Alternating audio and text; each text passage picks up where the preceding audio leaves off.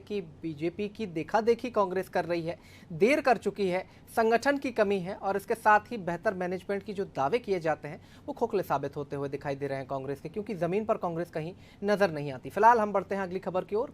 कहते हैं कि अगर हौसला बुलंद हो तो राहें छोटी नजर आती हैं। असमय विपरीत परिस्थितियों में भी हौसला आपको हर काम करने के लिए नई राह जरूर दिखा देता है। कुछ इसी तरह कर दिखाया है पन्ना जिले के पवई क्षेत्र के शिक्षक सतानंद पाठक ने।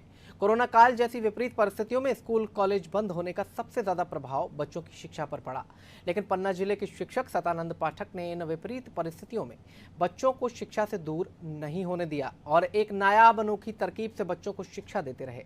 उन्होंने अपनी बाइक में फ्रेम बनवाकर चलता फिरता पुस्तकालय तैयार कर दिया और गांव-गांव में जाकर चौक चौराहों में खड़े होकर बच्चों को शिक्षा दी। उन्होंने अपनी बाइक में एक लोहे की रॉड का फ्रेम बनाकर पुस्तकालय तैयार कर दिया। शिक्षक ने अपने इस चलते फिरते पुस्तकालय में छोटे छोटे छात्र छात्राओं की पुस्तकें और जनरल नॉलेज की पुस्तकों को बखूबी सजाया है।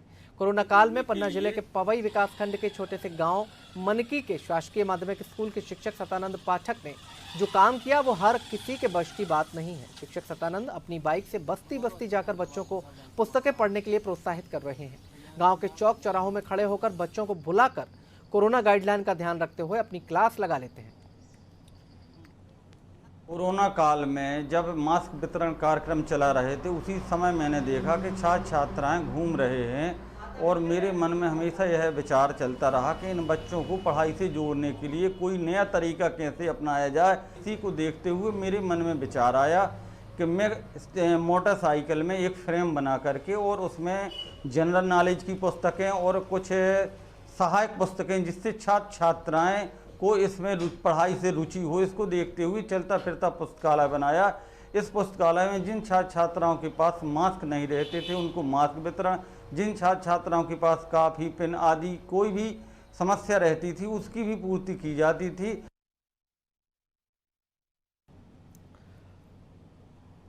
तो आपने देखा कि किस तरह से वो अपनी बात कहते हुए नजर आए हैं। फिलहाल यही सर हमारे साथ फोन लाइन पर जुड़ चुके हैं, अब उनका अनुभव भी जान लेते हैं। सतानंद जी, बहुत स्वागत है आपका नादी टीवी में। सतानंद जी, गुरुर ब्रह्मा गुरुर विष्णु गुरुर देवो महेश्वरा गुरुर साक्षात परब्रह्म तस्मै श्री गुरुवे नमः, ये कहने को एक सूक्ति है लेकिन आपने इसे चरितार्थ कर दिया। आपने वो नजीर पेश कर दी कि अगर हौसला हो और करने का इरादा हो तो क्या कुछ नहीं किया जा सकता। कैसे आया आपके दिमाग में ये विकल्प आपने तलाशा? बच्चों की जो कमियां थी उन तक किताबें नहीं पहुंच पा रही थी तो आप स्कूल लेकर के, आप पुस्तकालय लेकर के उनके घर तक पहुंच गए।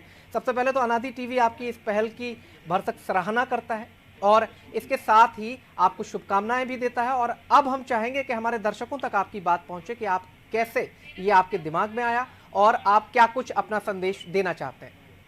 जी सभी आपको बहुत बहुत धन्यवाद जो मेरी एक पहल को आपने इतना बड़ा रूप दिया और समाज तक इस चीज को पहुंचाया जो कि कोरोना काल में चूंकि क्या था कि मैं बच्चों और अभिभावकों को मास्क वितरित करता था, उस समय मेरे मन में विचार बना कि मुझे बच्चों के लिए कुछ करना चाहिए। तो मैंने बच्चों के लिए पहले एक वाचनालय खोला था सिमरिया गुलाबसी में गांव में ही, लेकिन मैंने देखा क्योंकि कोरोना के नियमों का पालन होने में दिक्कत हो रही थी तो इस वजह से मेरे मन में चूंकि विचार चल रहा था, जब क्या होता है कोई भी कार्य करना होता है तो वो पहले से अपनी एक पृष्ठभूमि बनाता है। तो मेरे मन में ये चल रहा है बच्चों का कैसे सुधार कर सकूं और बच्चों का इस कोरोना काल में इन एक पढ़ाई से दूरियां ना बनाए और पढ़ाई से इन्हें की जो है जुड़ाव रहे।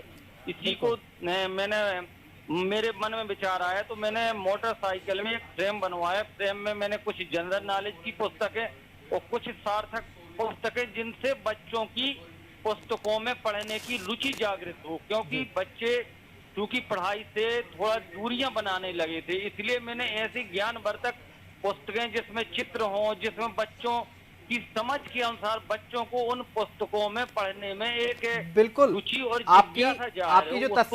आपकी जो तस्वीरें नजर आ रही थी उसे देखते हुए एक गिजू भाई बधेका जो कि एक बहुत बड़े शिक्षाविद हुए हैं, उन्होंने भी ऐसे प्रयोग किए हैं। उनकी किताब देवास्वप्न का बरबस ही ख्याल आ जाता है। उन्होंने भी बच्चों के व्यवहारिक दृष्टिकोण को ध्यान में रखते हुए इसी तरह के काफी प्रयोजन किए थे, काफी प्रयोग किए थे और आपका प्रयोग भी मुझे उसी श्रेणी में नजर आता है सर। जी जी जी जी। और बच्चों को प्राथमिक स्टेज में हम बच्चों को मेन तो एक तो पुस्तकों से जोड़ने का कार्य किया और उसके साथ साथ बच्चों को पर्यावरण, जल संरक्षण, स्वच्छता, कोरोना से बचाव, क्योंकि ये जो समय था ये पूरे अपने इस ब्रह्मांड, पूरे विश्व में एक बहुत ही विषम परिस्थिति का रूप ले लिया था।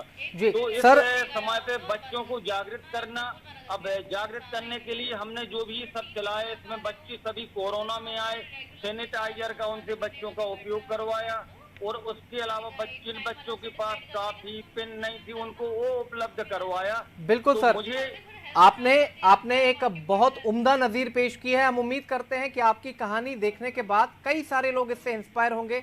एक बार पुनः मैं अनादि टीवी की ओर से आपको धन्यवाद देता हूं कि समाज में ऐसी अलख आपने जमाई है और जगाई है और आप आगे बढ़े हैं और एक बेहतर नज़ीर आपने पेश की है। अनादि टीवी आपकी इस पहल की एक बार फिर सराहना करता है। बहुत शुक्रिया हमसे जुड़ने के लिए इस चर्चा में।